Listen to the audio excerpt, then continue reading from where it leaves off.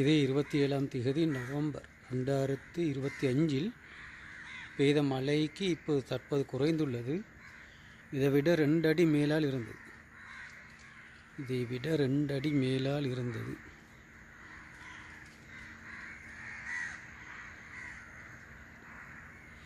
சிலாபம் வரலாற்றில் முதல் தடவையாக இந்த அளவு நீர் உயர்ந்திருப்பதை கவலையுடன் கூறிக்கொள்கின்றேன். இது திடீரென ஏற்பட்ட மழை. இது மழை மட்டும் காரணமாக அல்ல, தெதிரோயா நதிக்கரை முகாமையில் ஏற்பட்ட தோல்வியும் ஒரு காரணமாக குறிப்பிடலாம். இவ்வாறு ஒன்று 2012 ஏற்பட்டதாகவும் மக்கள் கூறினார்கள். இருந்தாலும் நான் சிலாபத்துக்கு 2002 வந்தேன். இன்றைக்கு 2025 முதல் தடவையாக இந்த தண்ணீரை நான் சந்திக்கின்றேன், வெள்ளத்தை நான் சந்திக்கின்றேன். முழு வீடும் நீரால் மூழ்கடிக்கப்பட்டு பாரிய பெருமதியான சொத்துக்கள் அவ்வளவும் அழிந்து சென்றதை இந்த இடத்தில் கூறிக்கொள்ள விரும்புகின்றேன். யூகேயிலிருந்து கொண்டு வந்த அனைத்து புத்தகங்களும் நீருக்குள் மூழ்கிவிட்டது. Electronic item நீருக்குள் மூழ்கிவிட்டது. பல லட்சம் ரூபாய் நஷ்டம் எனக்கு மட்டுமல்ல ஒவ்வொருவருக்கும் ஏற்பட்டுள்ளது.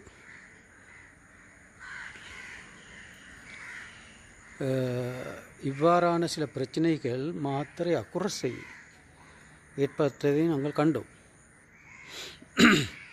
அது மட்டுமல்ல, இந்த நீர்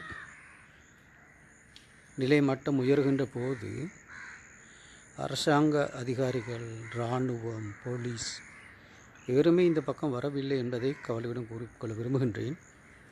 இந்த பகுதியில் ஜேவிபி என்பிபி அரசியலின் செல்வாக்கு மிகவும் அதிகம். மக்கள் பள்ளிவாசல்களிலும் பாடசாலைகளிலும் கோயில்களிலும் கூடி இருப்பதையும் குடிப்பதற்கு தண்ணீர் பஞ்சம் இருப்பதையும் இந்த இடத்தில் கூறிக்கொள்ள விரும்புகின்றேன்.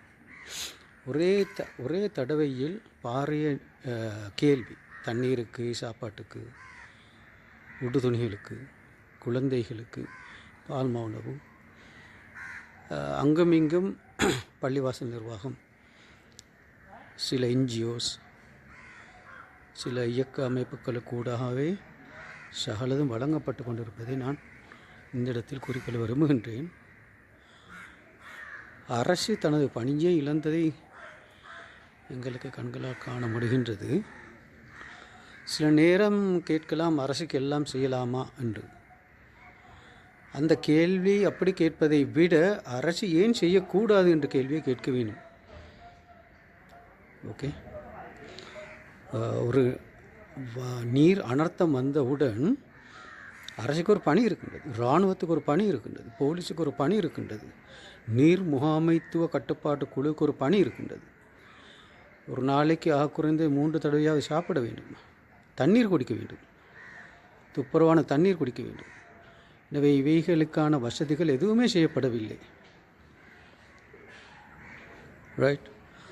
தனிப்பட்ட நபர்கள் அவர்களுடைய இயலுமைக்கேற்ப இறை திருப்திக்காக அல்லது மானசீக அடிப்படையில் செய்கின்ற உதவிகள் வரவேற்கத்தக்கவை.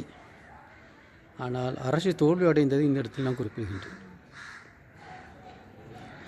இதுபோல புத்தளத்திலும் பல தடவை மக்கள் முகம் கொடுத்த பிரச்சனைகள் 1-2 அல்ல.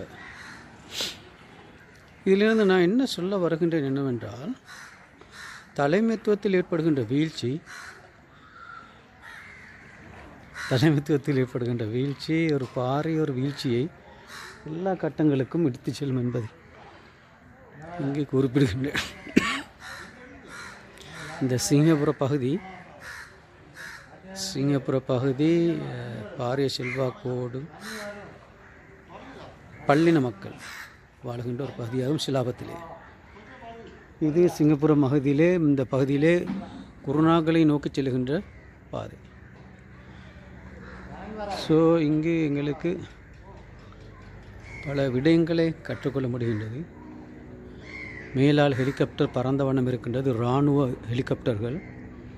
அது மீடியாவுக்கு தேவையான சில விஷயங்களை தேடுவதாக இருக்கலாம். ஆனால் எந்த ஒன்றும் நிலத்துக்கு வந்து உதவி செய்வதை நான் காணவில்லை. இதை நான் இந்த இடத்தில் வேதனையோடு சொல்லிக்கொள்ள விரும்புகின்றேன். மக்கள் தண்ட இயலுமைக்கு ஏற்ப பிரச்சனைகள் தீர்த்து கொண்டார்கள். பள்ளிவாசல் நிர்வாகம் மானசீக ரீதியான உதவிகளை மையமாக வைத்து மக்களுக்கு உதவி செய்தார்கள். சில தனவந்தர்கள் பொருட்களை வாங்கி கொடுத்தார்கள். அல்லாமல் அங்கு ஆட்சி அதிகாரத்திலிருந்து எதுவும் மக்களை வந்து சேரவில்லை. அதாவது இப்படி ஒன்று நடந்தது என்பதை ஆட்சி அதிகாரம் கண்டுகொள்ளவே இல்லை என்பதை சொல்லலாம். இங்கே அது ஒரு தோல்வியாக இந்த இடத்துல நான் குறிப்பிடுகின்றேன். தற்போது நீர்நிலை மட்டங்கள் குறைந்து கொண்டு வந்திருக்கின்றது. இது சிலாப மோரிஸ்ட் பள்ளிவாசலுக்கு முன்னால் நஸ்ராவுக்கு அருகாமையில் எடுக்கப்பட்ட இந்த வீடியோ. சிலாபம் நஸ்ராவுக்கு அருகாமையில் வந்தது. அதே போல் பெரும்பாலான பகுதிகள் இந்த அனர்த்தத்துக்கு பாதிக்கப்பட்டிருப்பதை இங்கே குறிப்பிடுகின்றேன். நன்றி. அஸ்ஸலாமு அலைக்கும்.